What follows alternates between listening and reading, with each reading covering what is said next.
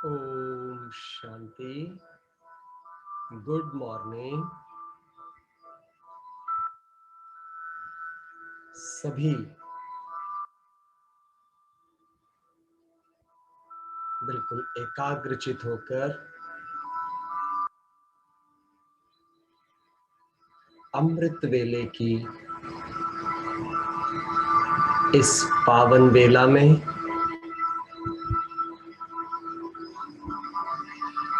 प्यारे बाप दादा का आह्वान करेंगे।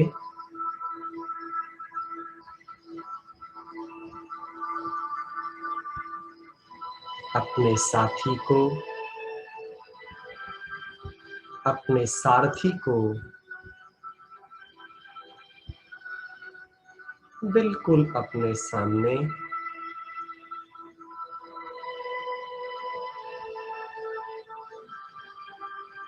महसूस करें।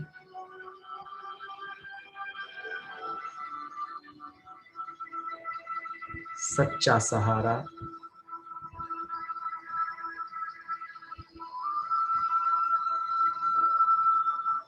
अविनाशी सहारा,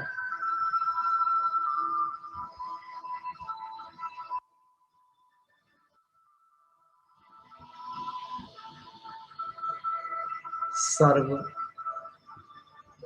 संबंधों का सुख देने वाला मेरा प्यारा पिता, मेरा प्यारा शिक्षक,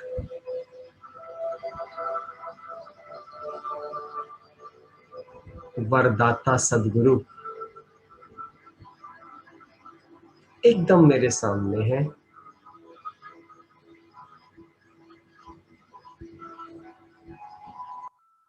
जो कि मुझे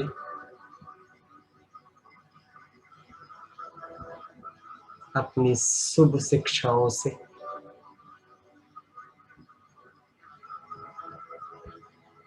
पवित्र वरदानों से सर्व गुणों से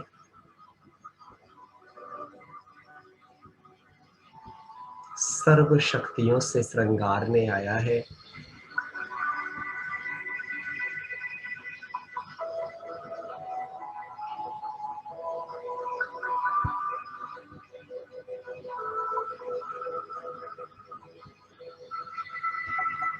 मैं बाबा की सच्ची सच्ची मीरा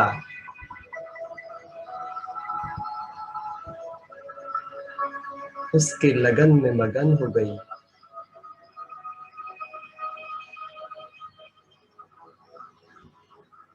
मैं जहां भी देख रही हूँ,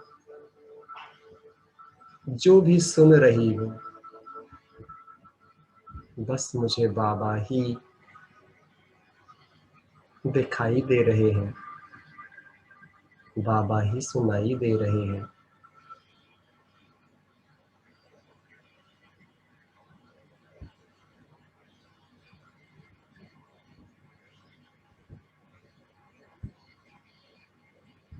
बस मैं आत्मा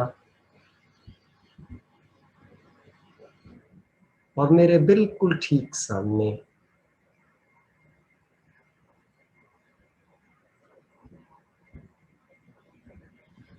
सर्वशक्तिवान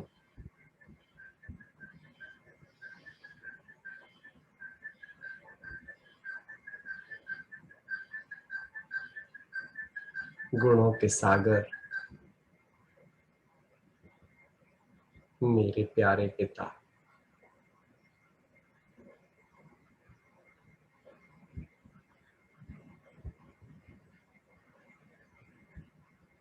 ध्यान से देखो कि प्यारा पिता हमें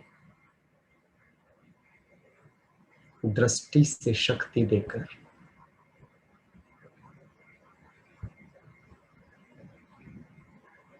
हमारे रोम रोम को पवित्र वाइब्रेशन बना रहे हैं।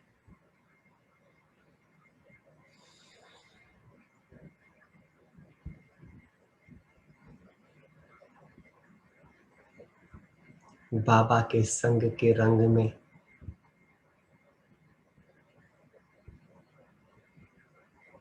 मैं ऐसी रंग गई कि मेरा हर चरित्र बाप समान हो गया। इसी स्मृति में आज के महावाक्य सुनते हैं। बिल्कुल ये स्मृति बनाए रखें कि आप किसी व्यक्ति से नहीं, प्यारे बाप दादा को सामने लाएं। महसूस करें कि बाप दादा जैसे आपको पर्सनल पढ़ाने आया है, वो एक एक शब्द, एक एक वरदान आपके मन और हृदय में समाने आया है।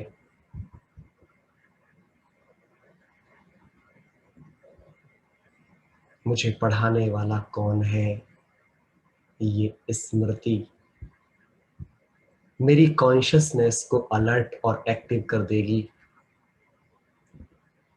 मुझे पढ़ाया किस लिए जा रहा है, मेरे लक्ष्य की स्मृति मेरे लक्षणों को केंद्रित कर देगी। तो एक सच्चे विद्यार्थी की तरह, एक अच्छे विद्यार्थी की तरह बाबा के एक एक शब्द पर पूरी एकाग्रता से हम ध्यान देंगे और उसे अपना चरित्र बना लेंगे। तो सुनते हैं बाबा के महावाक्य जो कि चल रहे हैं। सरल स्वभाव से बुद्धि को विशाल और दूरांदेशी बनाओ, इस वाणी से, जो कि है 6 दिसंबर 69 की वाणी। तो कल हम सुन रहे थे कि हमें कैसा म्यूजियम बन जाना है। तो कल हमने अपनी स्मृति, अपनी वृत्ति, अपनी दृष्टि और वाणी सबका ध्यान दिया। तो बाबा कहते, जैसे त्रिमूर्ति, लक्ष्मी नारायण और सीढ़ी, 3 चित्र आज आपका होमवर्क है। इन तीनों चित्रों का गहन अध्ययन करना है, गहन अध्ययन करना है। त्रिमूर्ति से मैं क्या समझती हूँ, आत्मा क्या क्या समझ सकती हूँ, वो चित्र मुझे क्या क्या सिखाता है। लक्ष्मी नारायण का चित्र मुझे क्या सिखाता है अपने लिए। अभी तक बहुतों कोर्स कराए, अब खुद को कोर्स कराना है। सुनना सुनाना नहीं, समझना शुरू करना है और तभी हम समझा पाएंगे।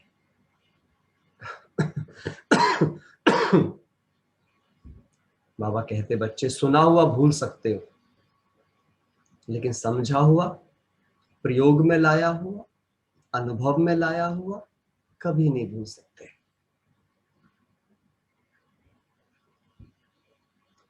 तीसरा, सीढ़ी का चित्र, मेरे 84 जन्मों की कहानी। इन तीनों चित्रों का डीप अध्ययन करना है और पूछना अपने से, मुझे कितना समझ में आए, इनमें मेरे क्या सवाल उठे, क्या मेरे मन में प्रश्न आते हैं, इनसे मैं क्या समझती हूँ। कंप्लीट रिफ्लेक्शन आज दिन भर में हमें करना है। यह 3 मुख्य चित्र हैं ना। अब देखो बाबा क्या कहते हैं, इसमें ही सारा ज्ञान आ जाता है। ये 3 ऐसे चित्र हैं जिनमें संपूर्ण ज्ञान समाया है, संपूर्ण ज्ञान।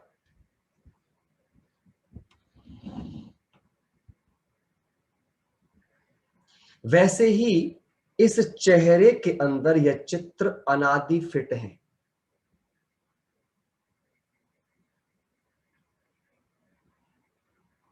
इनकी ऐसी डेकोरेशन हो जो दूर से यह चित्र अपने तरफ आकर्षित करें।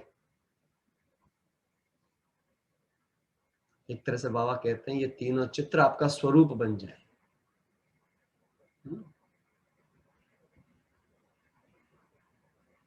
आकर्षण होने के बिना, वह कहते हैं, इनकी ऐसी डेकोरेशन हो जो दूर से ये चित्र अपनी तरफ आकर्षण करें। आकर्षण होने के बिना रह नहीं सकेंगे। आप लोग म्यूजियम बनाते हो तो कोशिश करते हो ना कि चित्र ऐसे डेकोरेट हो जो दूर से आकर्षण करें, किसको बुलाना भी ना पड़े। वैसे ही आप हर एक को अपना म्यूजियम ऐसा तैयार करना है। ये म्यूजियम जो आपका ये सुंदर सा चेहरा, शरीर का जो चेहरा, दुनिया शरीर के चेहरे को देख रही है, लेकिन इस चेहरे में आपको वो आत्मिक आकर्षण भर देनी है कि हर एक को आपका लक्ष्य, हर एक को आपके अंदर समाया हुआ ज्ञान, और हर एक को आप किसकी पालना में पल रहे हो ये स्पष्ट दिखे, स्पष्ट। वैसे ही आप हर एक को अपना म्यूजियम तैयार करना है। जो कुछ सुना है, अंडरलाइन, देखो बाबा ही कह रहे हैं, मैं नहीं कह रहा हूं अपनी तरफ से, जो कुछ सुना है उसको गहराई से सोच करके, देखो जो हम बात कर रहे थे बिल्कुल बाबा, ये होता है क्लैरिटी ऑफ थिंग्स। बाबा हमारे मन से हमें पहले ही वो आभास करा रहा है। कल आपने सबने जब साकार वाणी सुनी होगी तो इस बात का एहसास किया होगा, कल जो हमने अमृत वेले में प्रैक्टिस करी वही बाबा ने साकार वाणी में, पूरी साकार वाणी जैसे बाबा ने हमको अमृत वेले प्रैक्टिस कराई थी, जबकि हमने तो अब साकार वाणी तब तक पढ़ी नहीं थी, जब तक क्लास में सुनी नहीं, है ना। इसे कहते हैं बाबा, जब आपका योग ठीक होता है तो बाबा की जो टचिंग्स होती हैं वो क्लीन और क्लियर माइंड में आना शुरू हो जाती है। तो सोच करके एक एक रग में समा देना है। बाबा कह रहे हैं इस बात को, जो कुछ सुना है उसको गहराई से सोच करके एक एक रग में समा देना है, रोम रोम में समा देना है। जैसे हनुमान के रोम रोम में राम है, ऐसे मेरे रोम रोम में बाप दिखाई दे, सबको प्रत्यक्ष दिखाई दे। जिन्होंने जितना गहराई से सुना है, अंडरलाइन करिएगा, जिन्होंने जितना गहराई से सुना है उतना अपने चलन में प्रत्यक्ष रूप में लाया है। अगर आप ऊपर ऊपर से ज्ञान सुनते हैं नेमिनाथ की तरह नियम पूरा करने के लिए कि चलो जी नियम बना रखा है इसलिए मुरली सुन रहे हैं, वो जीवन में नहीं आएगी। तो गहराई से सुनना है, अलर्ट होकर सुनना है, एक्टिव होकर सुनना है, एक्यूरेसी से सुनना है। आप सोचो जो आत्मा लेट ज्वाइन करते हैं मुरली सुन ही नहीं पाती है, तो उनके खजाने खत्म। जो आप टाइम पर बच्चे ज्वाइन करते हैं वो अपने आप को आगे ले जाएंगे, लेकिन अगर आप में से भी कोई आलसी बन जाता है तो सोच लो उसका क्या हाल होने वाला है। अपनी अपनी सोच है। तो बाबा क्या कहते हैं, जिन्होंने जितना गहराई से सुना है उतना अपने चलन में प्रत्यक्ष रूप में लाया है। उन संस्कारों को प्रत्यक्ष करने के लिए एक एक बात की गहराई में जाओ। देखो मैं आज ये वाली बात चले जो हम आपसे, बाबा हमारे द्वारा आपसे कहलवाते, आज बाबा स्वयं देखो मुरली आपसे कह रही है, आप खुद पढ़ सकते हैं, आप सबके पास मुरली होगी नहीं तो हम भेज देंगे। बाबा क्या कह रहे हैं, उन संस्कारों को प्रत्यक्ष करने के लिए, त्रिमूर्ति के संस्कार हो, लक्ष्मी नारायण के संस्कार हो, है ना, कोई से भी जो ज्ञान के सीढ़ी के संस्कार हो, आदि मध्य अंत के संस्कार हो, उनको प्रत्यक्ष करने के लिए बाबा खुद बता रहे हैं क्या करना है, एक एक बात की गहराई में जाओ और अपने एक एक रग में वह संस्कार समाओ। मेरा हर संकल्प, मेरा हर कर्म, मेरा हर बोल मेरे संस्कारों का दर्पण है। कोई भी चीज को किसमें समाना होता है तो क्या करना होता है, क्या करना होता है जब किसी को किसी में समाना होता है, तो एक तो गहराई में जाना होता है और फिर अंदर दबाना होता है, कूटना पड़ता है। देखो बाबा कैसे सिखा रहा है ना। जब घरों में भी जब प्लॉट में अगर आपको फर्श बनाना होता है उस पर ईंटें डाल दी जाती हैं, लेकिन जब उन ईंटों को कूटा जाता है कूटने वाले से, उनको बिल्कुल पतली पतली बना के पूरे में फैला करके दबाया जाता है, ठोक ठोक के भरा जाता है ना। आपने देखा हो घरे में आटे का जो होता है कनस्ता, जो उसमें आटा डालते हैं तो ठोक ठोक के उसे नीचे तक भरते हैं। तो आप कहते हैं कि जब भी कुछ चीज होती है तो ठोक ठोक के भरनी होती है, कूट कूट के समाना होता है। कूटना अर्थात हर एक बात को महीन बनाना। हर बात की गहराई में जाना। अगर आप ऊपर ऊपर खेल रहे हैं तो वंचित रह जाएंगे बाबा के रत्नों से, क्योंकि रत्न सागर के ऊपर नहीं, तले में पाए जाते हैं, तले में पाए जाते हैं। आप कितना गहरा उतर सकते हैं।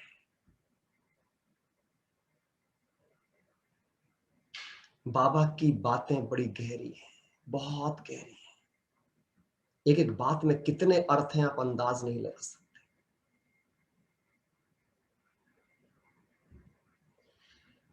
इस भट्टी से संस्कारों को प्रत्यक्ष रूप में लाने की प्रतिज्ञा करके निकलना है। देखो जी, मैं लक्ष्य नहीं दे रहा हूं, बाबा ही आपको लक्ष्य दे रहे हैं। आप जो ये अमृत वेले की भट्टी कर रहे हैं सारे भाई बहन, इस बात को याद रखना, इसे कॉमन भट्टी मत रहने देना। जब ये कोविड खत्म होगा और आप दुनिया में प्रत्यक्ष होंगे, जब आपके सामने लाइन लगी होगी, तो दिखना चाहिए ये तैयार हुए हैं भगवान के रत्न सच में, जिनसे प्राप्ति हो रही है,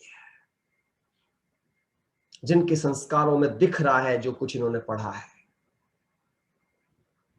इन्हें पता है सच में ज्ञान।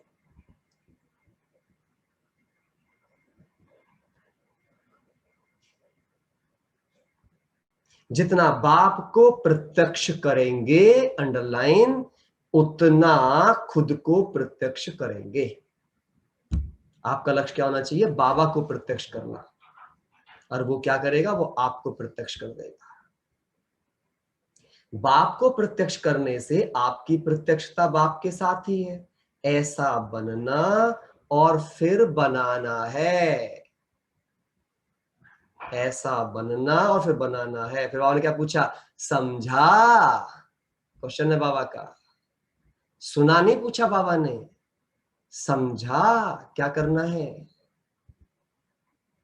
इस संगठन में ऐसी शक्ति है, जो चाहे वह कर सकते हैं। देखो, बाबा को आप में भरोसा है, क्या आपको भरोसा है? जरा वीडियो में अपना हाथ उठा के बताओ किस किस को खुद में भरोसा है भाई। कमजोर वाले बैठे, मजबूत वाले बैठे, उठाओ उठाओ हाथ, है ना। कुछ तो डर डर के हाथ उठा रहे हैं, छोटा छोटा हाथ उठा रहे हैं, आधा अधूरा दिख ना जाए। पूरा लंबा वाला हाथ उठाओ, लंबा वाला। यस। जिन्होंने वीडियो खोली नहीं है उनका तो बाबा हाथ देख भी नहीं सकता, है ना। पहले से बेचारे छिपे बैठे हैं।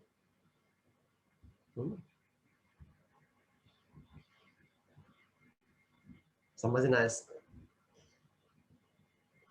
सिर्फ संकल्प करें तो सृष्टि बदल सकती है। अब देखो बाबा कितनी वैल्यू संकल्प की बता रहा है।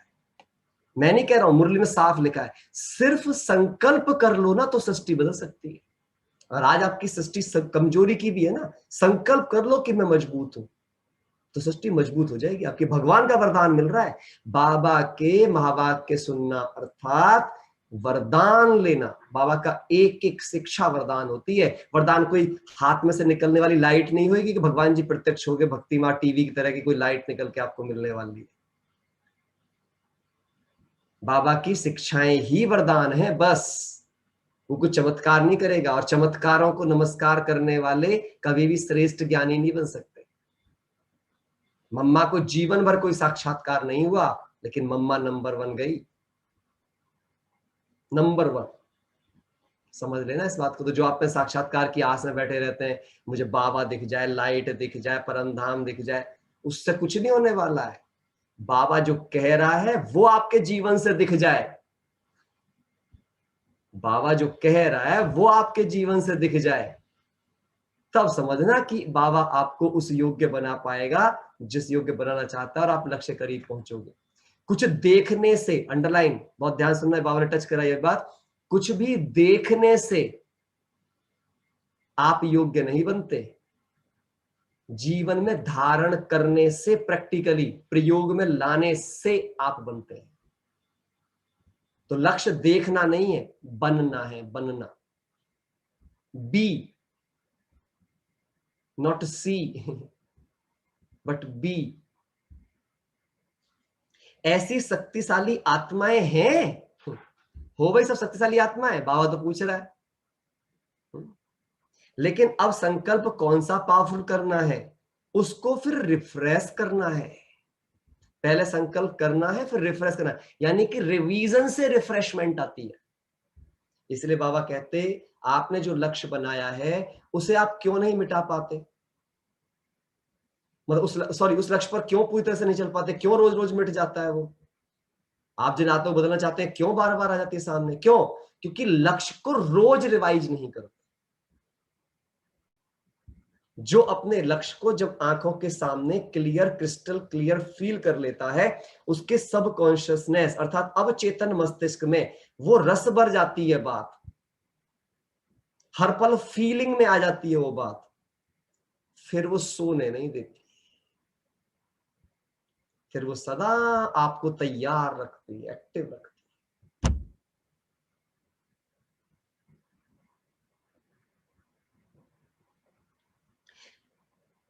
इस मधुबन के लिए गायन है कि कोई ऐसा वैसा पांव नहीं रख सकता। तभी बाबा के यहाँ नियम है ना, बिना पवित्र बने मधुबन नहीं जा सकते। मधुबन है सौभाग्य की लकीर। सोचो अगर आपके घर भी शिवालय ऐसे ही बन जाए कि आपके घर में अपवित्र आत्माएं टिक ही ना सके, इतनी ऊंची पवित्रता, आपके सामने आते ही आत्माओं को सिर्फ आपके अंदर पवित्र देवी का साक्षात्कार हो, पवित्र देव का साक्षात्कार हो, और आपको देखते ही उनके संस्कार बदल जाए। वाह क्या सीन है, इमर्ज करके देखो ऐसी ऐसी चीजें, है ना, आनंद आएगा आपको। उसके अंदर और कोई पांव रख नहीं सकता, मतलब आप वो हो जाए कि जो आप जिसका कहते हैं लक्ष्मण रेखा क्या थी, लक्ष्य मन, अर्थात जिसका लक्ष्य उसके मन में समाया हो सदा, उसके अंदर रावण प्रवेश नहीं कर सकता। अगर विकार बार बार मेरे मन में प्रवेश कर रहे हैं, इसका मतलब मेरा लक्ष्य मेरे मन में नहीं है, अर्थात मेरी लक्ष्मण रेखा ठीक से खिंची नहीं है।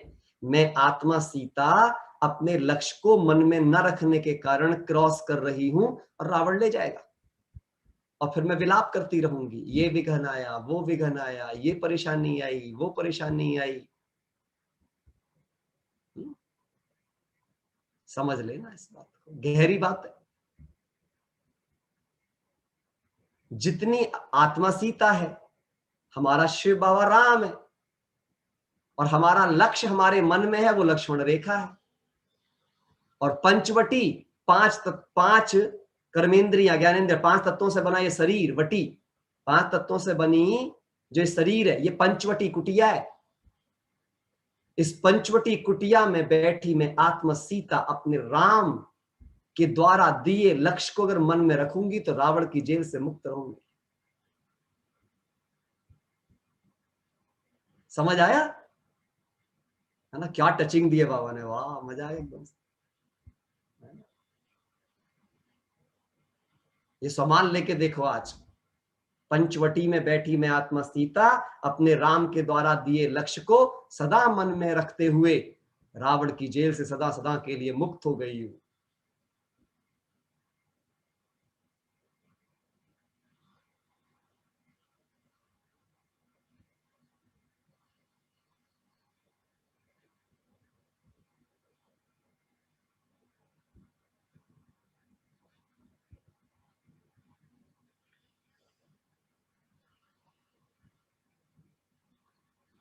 आप सभी को बाप दादा समझाते हैं, यह स्नेह की लकीर है, जिस स्नेह के घेराव के अंदर बाप दादा निवास करते हैं। प्रेम का भूखा है वो। अगर आपने प्रेम की रेखा खींची है, बाबा सदा पास रहेगा आपके। शुद्ध प्रेम के हृदय में ही बाबा विराजमान रहते हैं। शुद्ध प्रेम अर्थात पवित्र प्रेम वाले हृदय में ही बाबा का निवास होता है। जिस स्नेह के घेराव के अंदर बाप दादा निवास करते हैं, इसके अंदर कोई भी आ नहीं सकता, चाहे भले अपना शीश भी उतार कर रख दे। कितनी बड़ी बात बाबा ने कहा।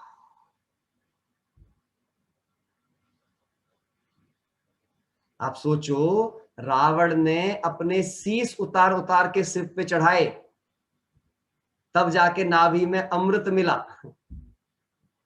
और राम को क्या दिखाया है? कोई शीश नहीं चढ़ाया, केवल मर्यादा पुरुषोत्तम रहे। लेकिन फाइनल मदद किसे मिली? जिसने शीश चढ़ाए या जिसने मर्यादाएं रखी।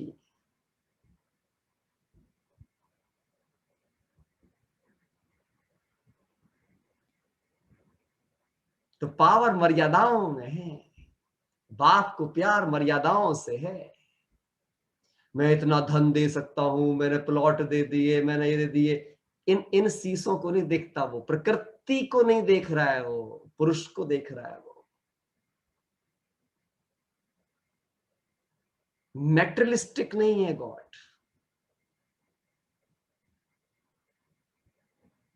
इसीलिए बाबा कहता है मैं गरीब निवाज हूं, क्योंकि वो ऐसे धन को लेने नहीं आया है, वो चरित्र के धन को बढ़ाने आया है।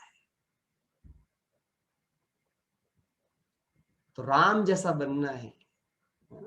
खुश तो रावण पर भी हुआ, बलि चढ़ने वाले पर भी शिव खुश हुए, उसे वरदान दिया, लेकिन उसका वरदान उसे काम आया नहीं। देह बहान जिसमें है, उसके वरदान भी उसके काम नहीं आते।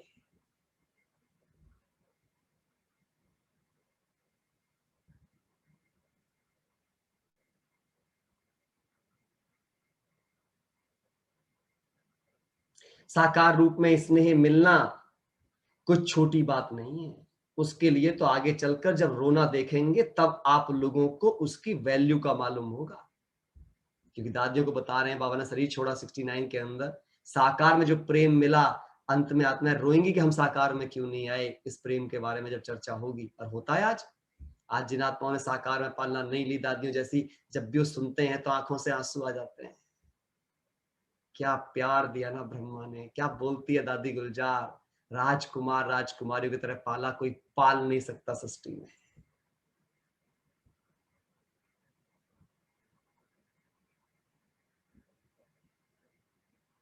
रो रो कर आपके चरणों में गिरेंगे। आज गिर रहे हैं ना दादियों के चरणों में। बस दादी देख भर ले एक बार, बस दादी की दृष्टि के लिए देखो क्या लाइन लग जाती है। हमने देखा है, आप सबने जो पुराने होंगे देखा होगा। दादी छोड़ो, आज शिवानी बहन कहीं चली जाती है, लाइन लग जाती है चारों तरफ उसकी दृष्टि लेने के लिए, छूने के लिए, देखने के लिए। क्या बना देता है भगवान, सोचो।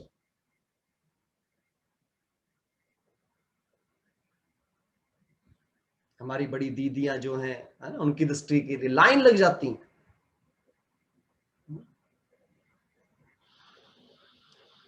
स्नेह की एक बूंद की प्यासी हो चरणों में गिरेंगे आपके प्यार को पाने के लिए। आप लोगों ने स्नेह के सागर को अपने में समाया है। देखो बाबा कितना विश्वास है, बाबा ये मान रहा है कि आपने स्नेह के सागर को अपने में समा लिया है, माना आपने अपने संपूर्ण स्नेह को जागृत कर लिया है। वह एक बूंद के भी प्यासे रहेंगे, ऐसा सौभाग्य किसका हो सकता है? आप लोगों ने तो सागर को संभाल लिया, वे एक बूंद के प्यासे रहेंगे, ऐसा सौभाग्य किसका हो सकता है? सर्व संबंधों का सुख रसना जो आप आत्माओं में भरी हुई है, वह और कोई में नहीं हो सकती। रोज अपने से पूछो, क्या मैंने अपने सारे संबंध आज बाबा से निभाए? इसकी बहुत डीप प्रैक्टिसेस चाहिए, ये हवा में नहीं है कि कह दिया और हो जाएगा। बहुत सारे भाई बहन ना भावनात्मक जुड़े रहते हैं, एक ना एक दिन हो जाएगा। वो एक दिन कब आएगा? आज शुरू करो, आज। जब रोज प्रैक्टिस करते जाओ करते जाओ करते जाओ करते जाओ, तब एक दिन आएगा वो, जिस दिन वो संपूर्ण होगा। तभी बाबा बोलते हैं बहुत काल का अभ्यास, अचानक और एवर रेडी, ये तीन बात याद रखो।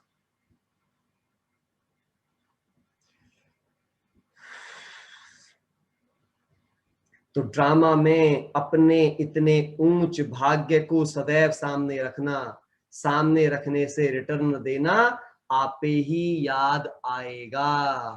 अच्छा, ओम शांति। तो कितनी प्यारी बात बाबा ने हमें सुनाई।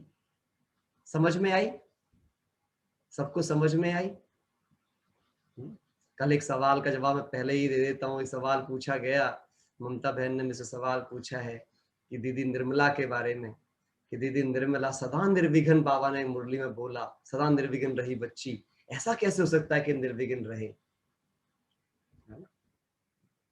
निर्विघ्न का मतलब ये नहीं होता कि विघ्न नहीं आए। निर्विघ्न का अर्थ होता है कोई भी विघ्न आया उसे सहज ही पार कर लिया, विदाउट गेटिंग डिस्टर्ब्ड। इसे कहते हैं निर्विघ्न विजयी। विघ्न ना आने को निर्विघ्न नहीं कहते। विघ्न आए, उन्हें बाबा की शिक्षा का प्रयोग किया और सहज क्रॉस कर लिया, लोगों को पता तक नहीं चला। जैसे किसी के जीवन में समस्याएं संघर्ष बन जाती हैं और किसी के जीवन की समस्याओं को देखकर लगता है जैसे कोई समस्या ही ना हो, जैसे वो कितने आराम से पार हो रहे हो समस्याओं से, है ना। महात्मा गांधी जी के बारे में, है ना, अंग्रेज क्या दिखाते हैं कि भाई वो उनको उकसाने की कोशिश कर रहे थे, क्रोध लाने की, लेकिन महात्मा गांधी ने कहा आप कुछ भी कोशिश कर लो पर आप मेरी शांति मुझसे नहीं छीन सकते।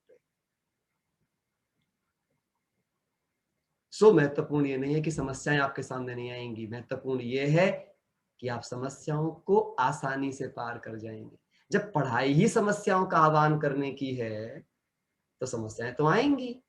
सहनशीलता गुण समस्याओं में पार होगा, प्रेम का गुण, धैर्य का गुण, नम्रता का गुण, निर्मल वाणी गुण कब होंगे पार? जब समस्याएं आएंगी।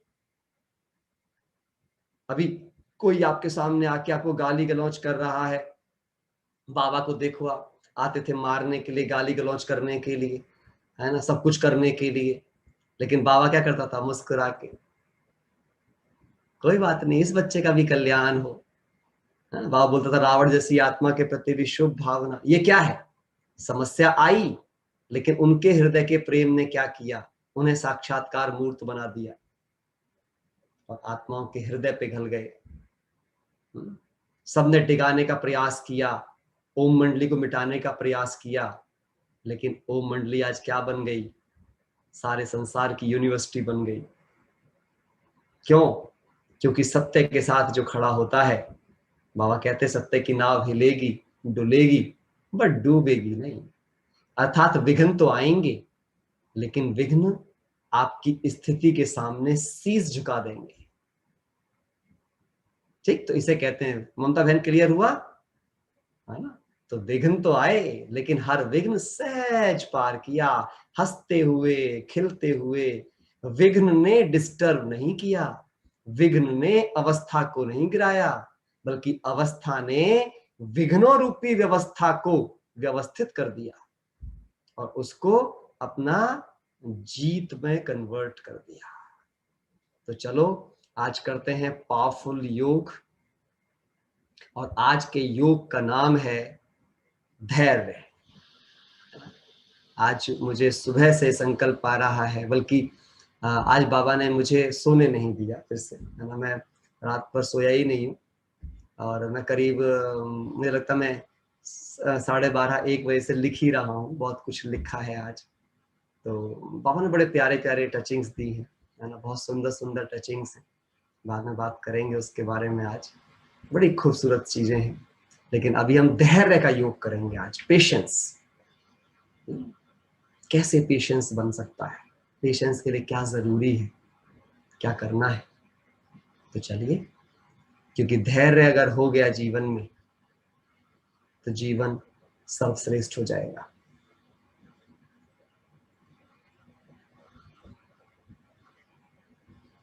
तो एकदम सीधा बैठ जाएं, पहले सभी अलर्ट होकर, एक्टिव होकर।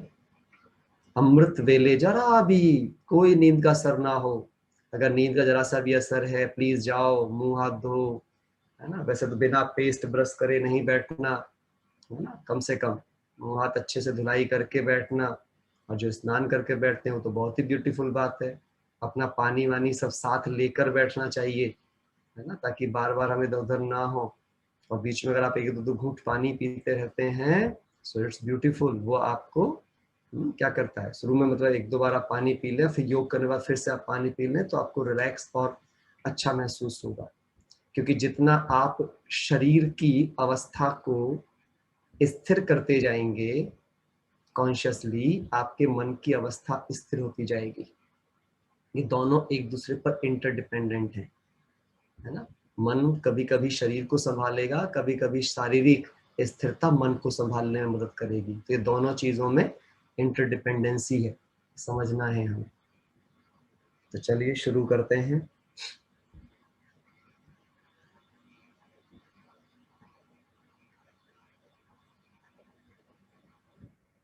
सबसे पहले आज मेरा लक्ष्य है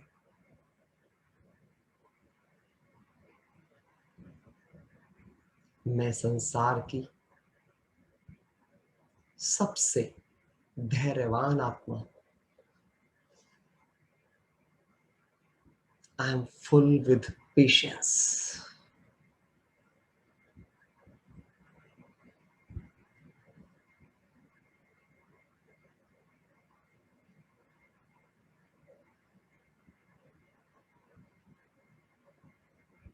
थैंक यू प्यारे बाबा।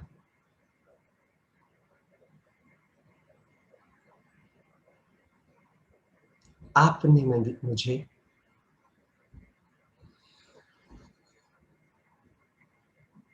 धैर्य का अवतार बनाया है।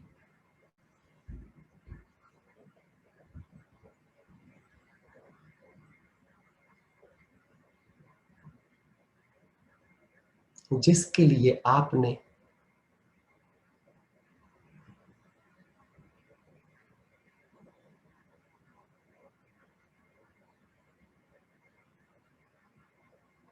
सभी आत्माओं के पार्ट को, सभी परिस्थितियों को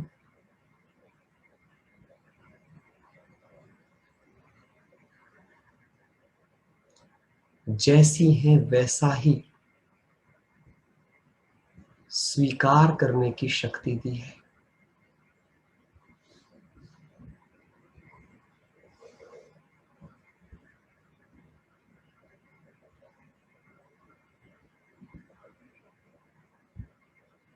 थैंक यू प्यारे बाबा। बिल्कुल महसूस करते जाएं इन चीजों को। बाबा बिल्कुल मेरे सामने है, सम्मुख है, और वो मुझे ये सब बोल रहा है। ऐसा महसूस करते खुद में समाते जाएं, अपनी रग रग में समाते जाएं। थैंक यू प्यारे बाबा। आपने ड्रामा की हर सीन कल्याणकारी है।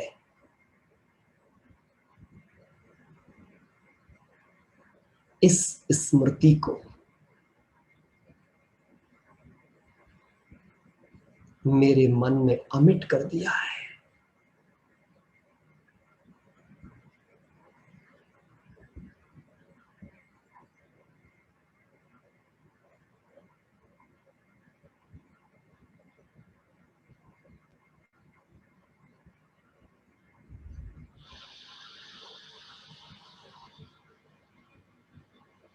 स्वपरिवर्तन,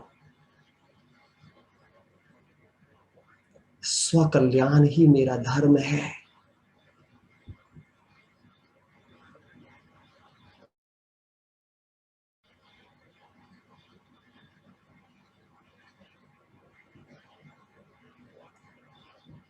स्वचिंतन ही मेरा पुरुषार्थ है।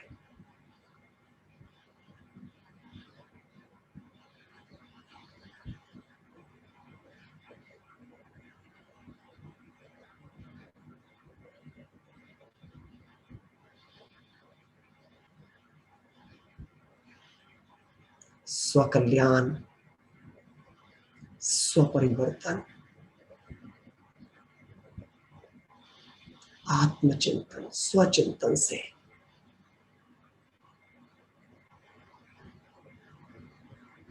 मैं आत्मा सहज ही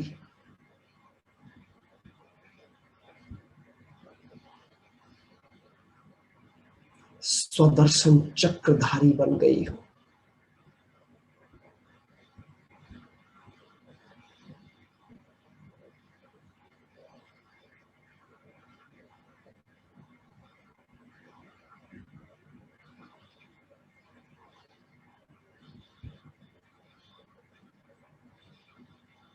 जिसके कारण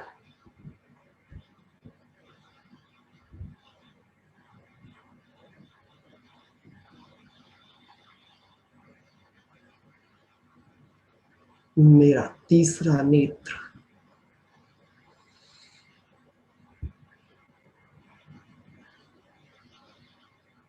आत्मिक नेत्र सदा के लिए खुल गया है।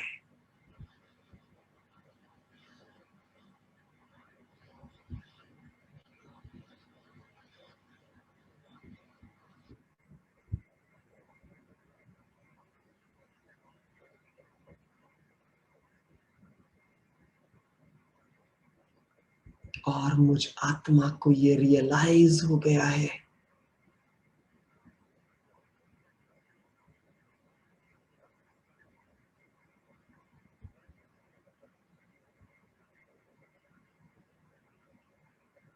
कि विश्व तो मेरे मानसिक दृष्टिकोण का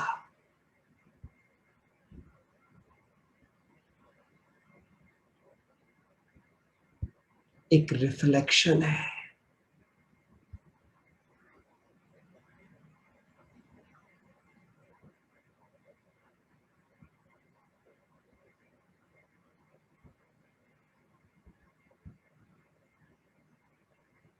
थैंक यू प्यारे बाबा, आपने मेरी समझ की शक्ति को, मेरी बुद्धि को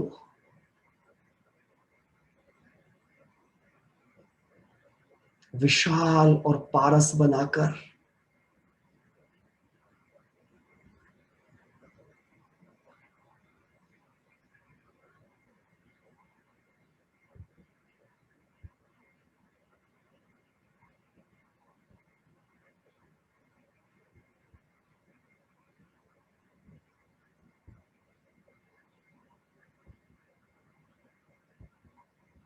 मुझे मेरा कर्तव्य,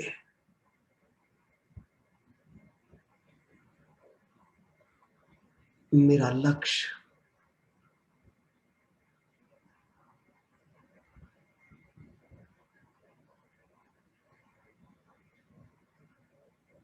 सदा काल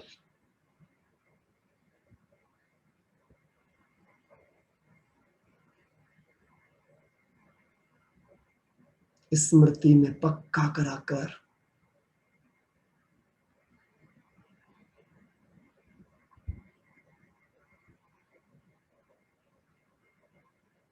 निर्विघ्न विजयी,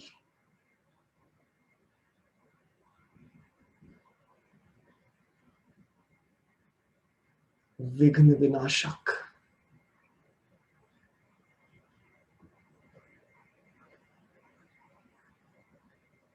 समाधान स्वरूप बना दिया।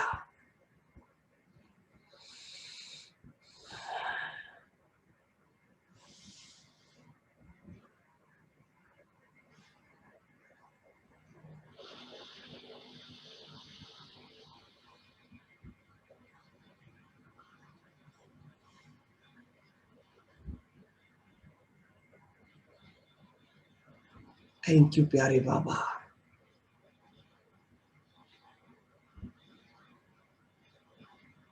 आपकी शिक्षा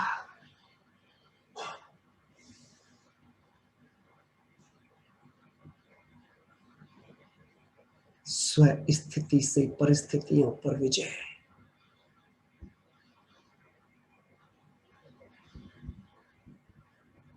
ने मेरे जीवन में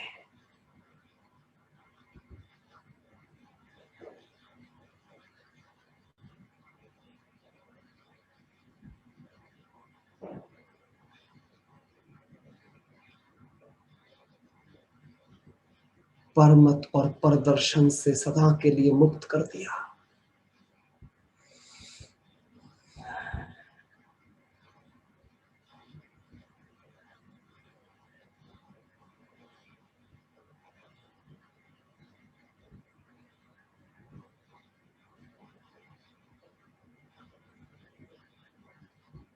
मैं जिम्मेवार आत्मा हूं,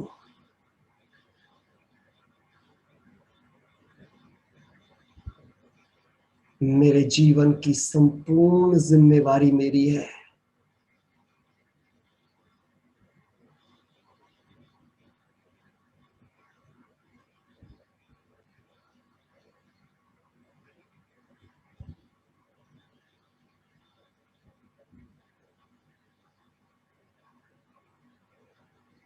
इसीलिए मैं आत्मा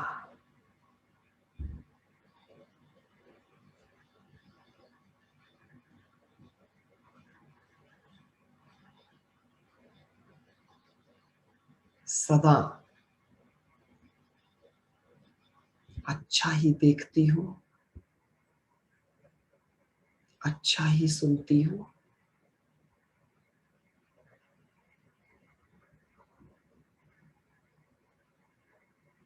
आपकी शिक्षाओं को ही पढ़ती हूँ।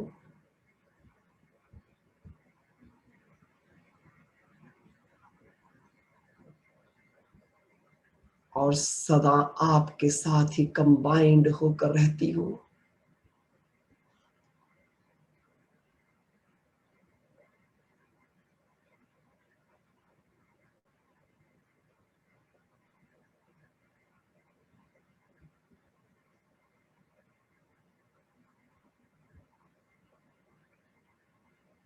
इसीलिए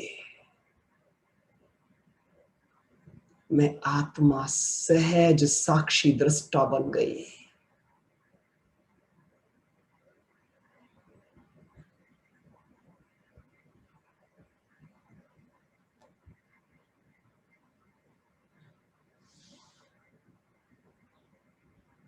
अब किसी के व्यवहार का,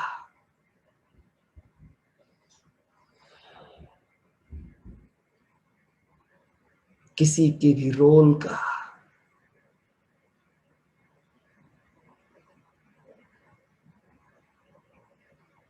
ड्रामा की किसी भी सीन का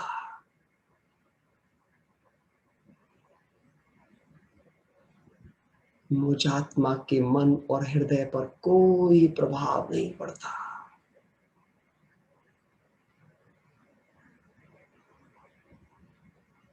क्योंकि सब कल्याणकारी है।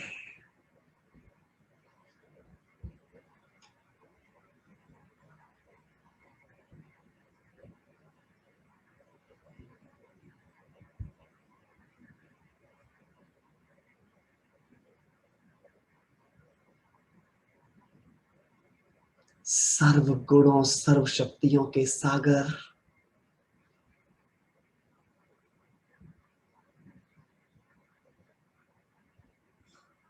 आपसे कंबाइंड होने के कारण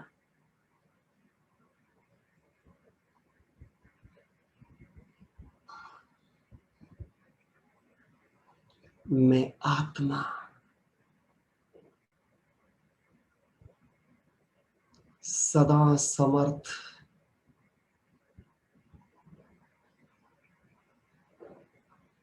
सर्व प्राप्ति संपन्न,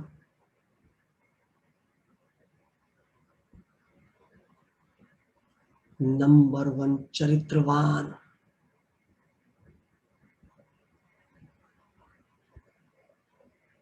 हाईएस्ट होलीएस्ट,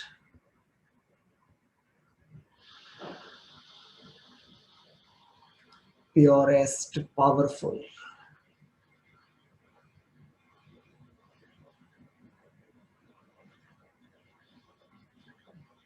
knowledgeful सक्सेसफुल,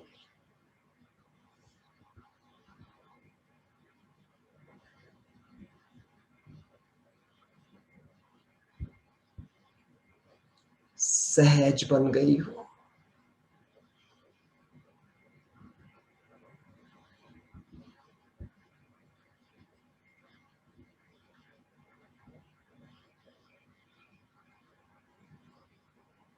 मेरे हृदय में प्रेम और क्षमा है।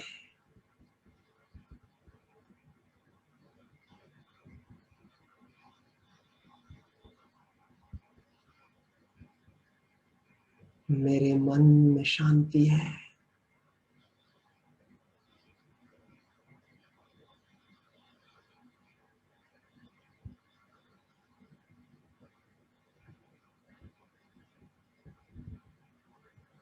दिमाग में ज्ञान है,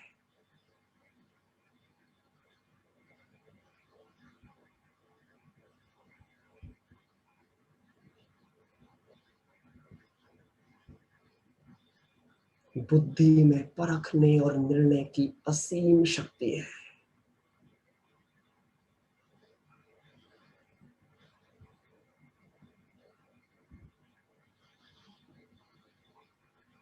इसीलिए मेरा स्वभाव सुखी है,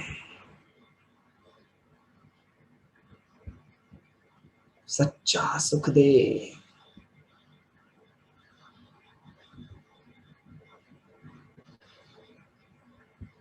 मेरे संस्कारों में, मेरी रग रग में पवित्रता है।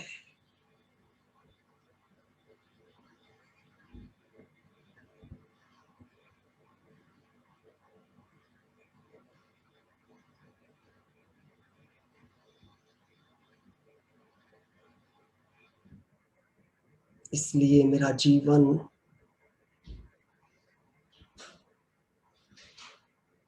आनंद में है।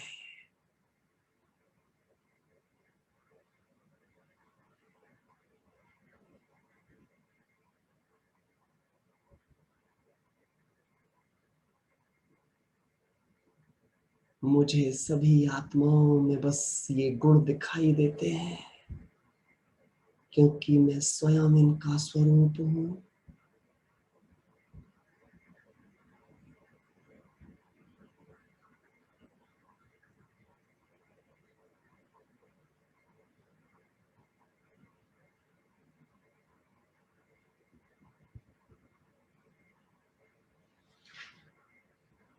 मैं सदा संपन्न और समर्थ हूँ।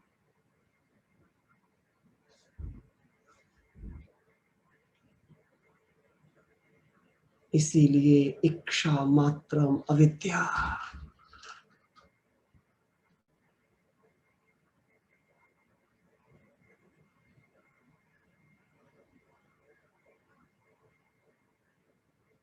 सभी अपेक्षाओं से मुक्त।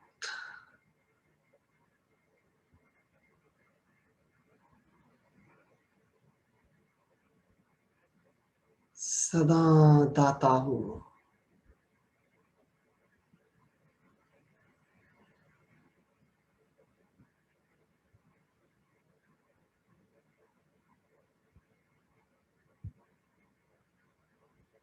मुझसे हर पल, श्वासों श्वास,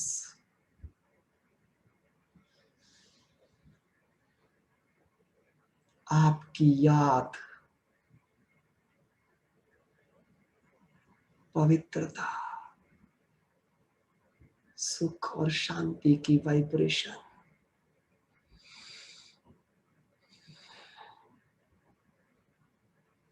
संपूर्ण वातावरण में फैल रही है।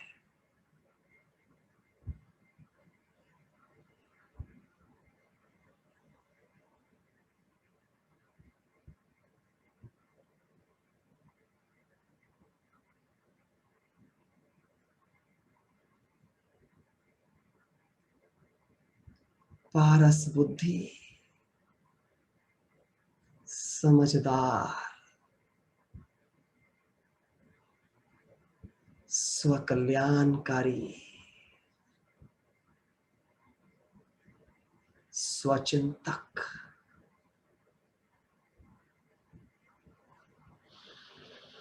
सर्व प्राप्ति संपन्न,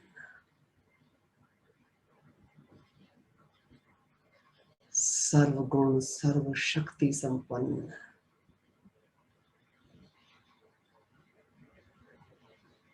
16 कलाओं में निपुण,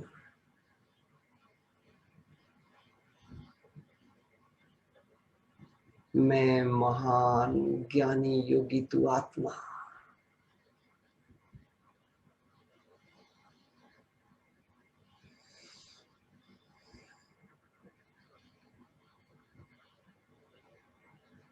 सदा धैर्यवान हूँ।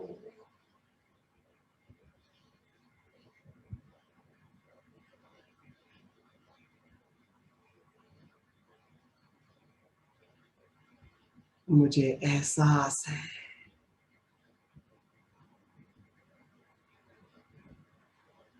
हर आत्मा अपनी अपनी जर्नी पर है,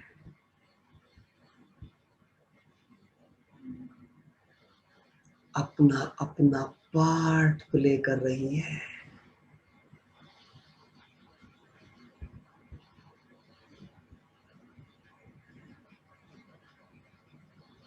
सभी का पार्ट एक्यूरेट है।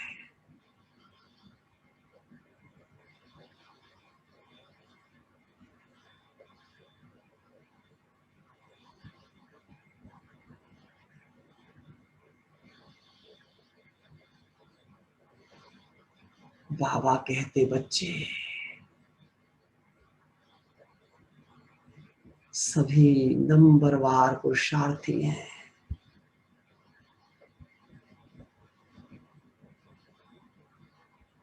तो सभी एक जैसा कैसे कर सकते हैं?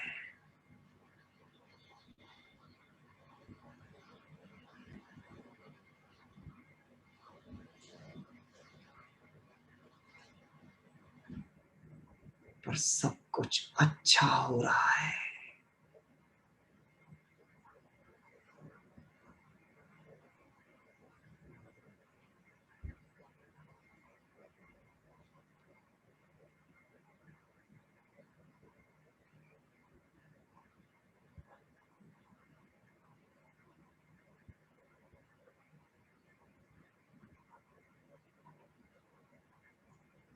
जीवन में पैदा होने वाली हर परिस्थिति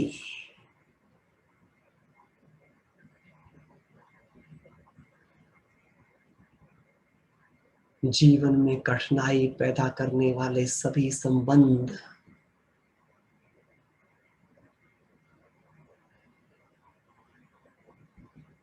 तुम्हारे व्यक्तित्व को निखारने वाले हैं।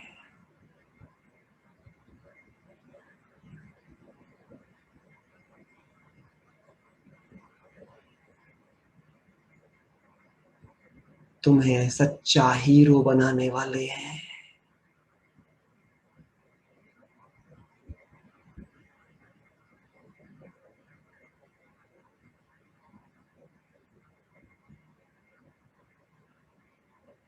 तो बाबा कहते मेरे राज ऋषि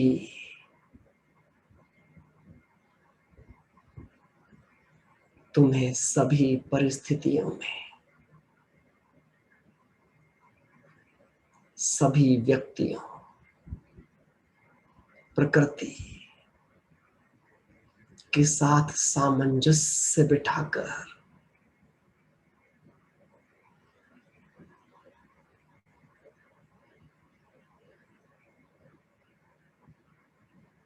विजयी बनकर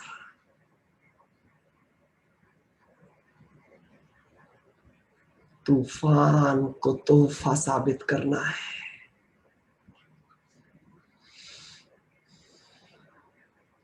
तुम पर बाप को पूरा विश्वास है।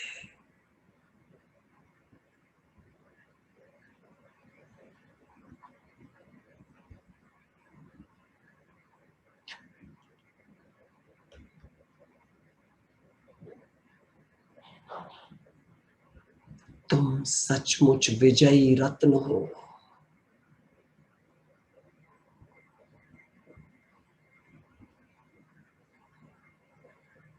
बाप तुम्हारा साथी और सारथी है।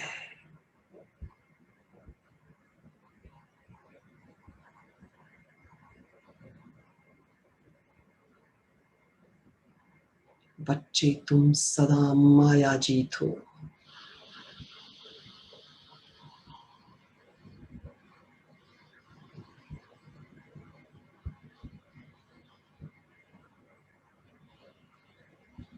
थैंक यू प्यारे बाबा।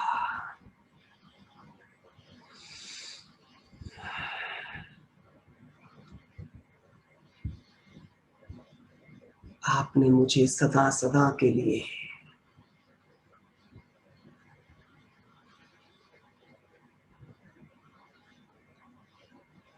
निर्विघ्न विजयी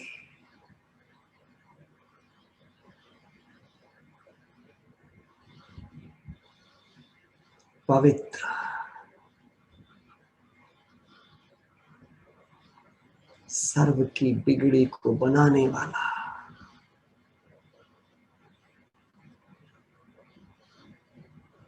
सर्व की मनोकामनाएं पूर्ण करने वाला,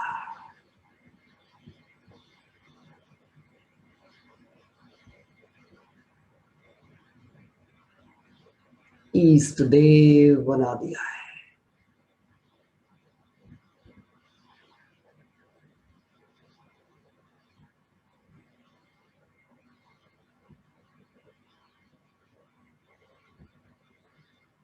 शुक्रिया बाबा।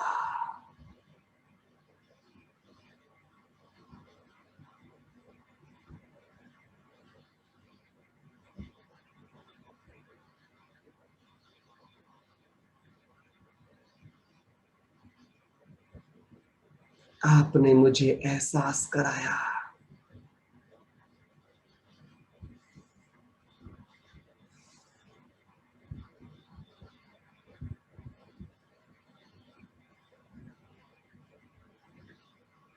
कि जो भी हो रहा है, जो भी हुआ है और जो भी होगा,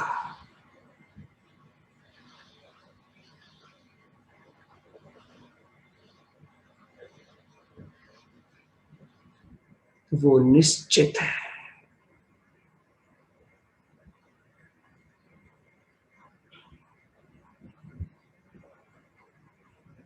बस तुम निश्चिंत और साक्षी होकर देखो।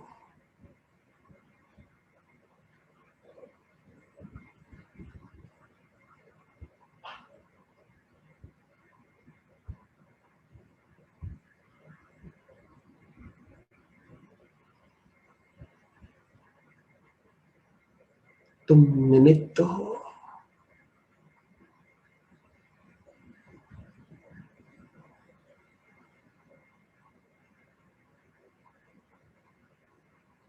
ड्रामा में तुम बंधायमान हो, जैसे पाप बंधायमान है।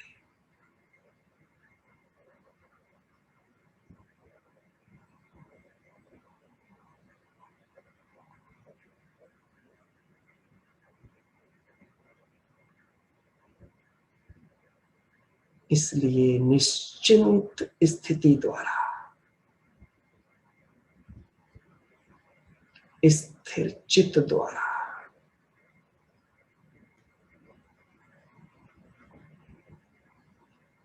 बाबा की शिक्षाओं के अनुरूप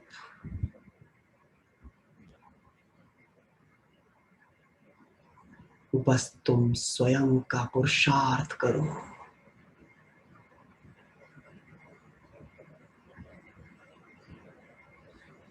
सच्चा प्रयास करो।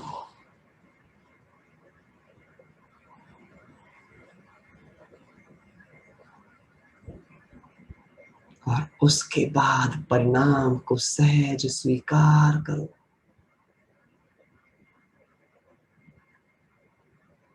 बाप तुम्हारे साथ है।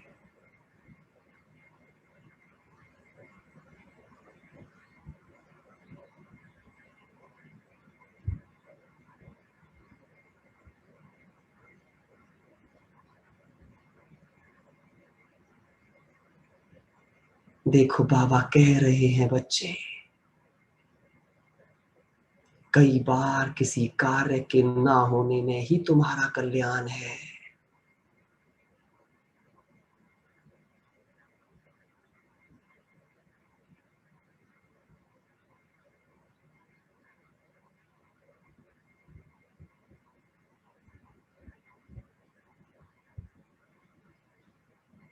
इस बात को याद रखना ही निश्चय की पहचान है।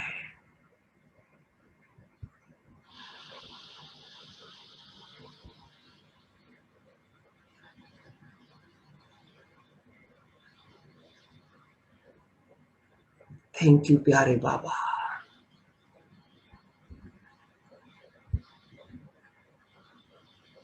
आपने मुझ आत्मा को सदाकाल स्वयं में, बाप में, ड्रामा की हर सीन में, हर एक्टर की एक्ट में, संपूर्ण ब्राह्मण परिवार में,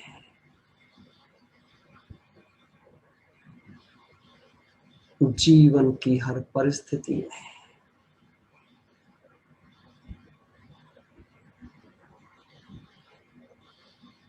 कल्याण की स्मृति से निश्चय बुद्धि निश्चिंत धैर्यवान बना दिया।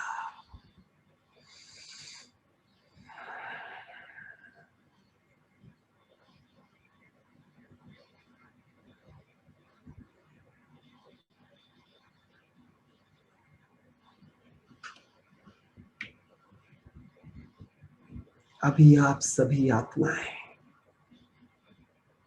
जो कमेंट्री आपने लिखा है,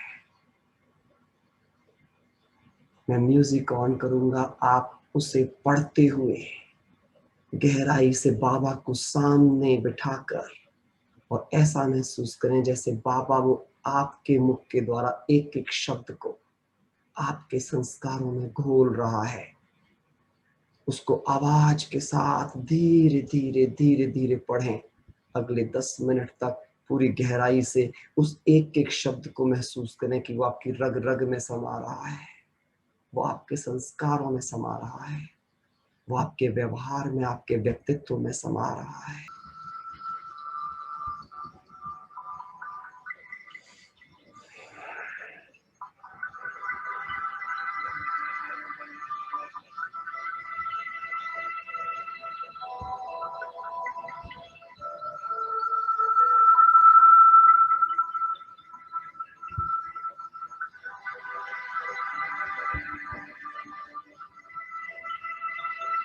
गहराई से पढ़ना है, ध्यान से पढ़ना है कि वो एक शब्द नहीं है, महसूस करना है यही मेरा जीवन है।